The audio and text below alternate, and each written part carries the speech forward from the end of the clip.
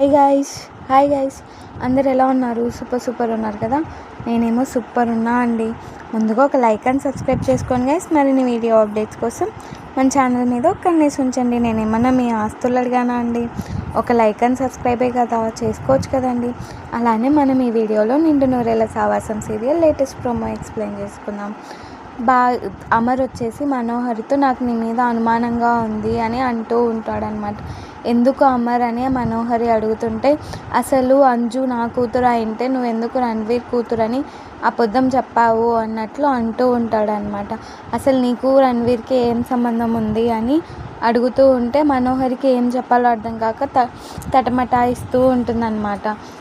అమర్ నిలబడకుండా క్వశ్చన్స్ వేస్తూనే ఉంటే మనోహరికి ఏం చెప్పాలో తెలియడం లేదు.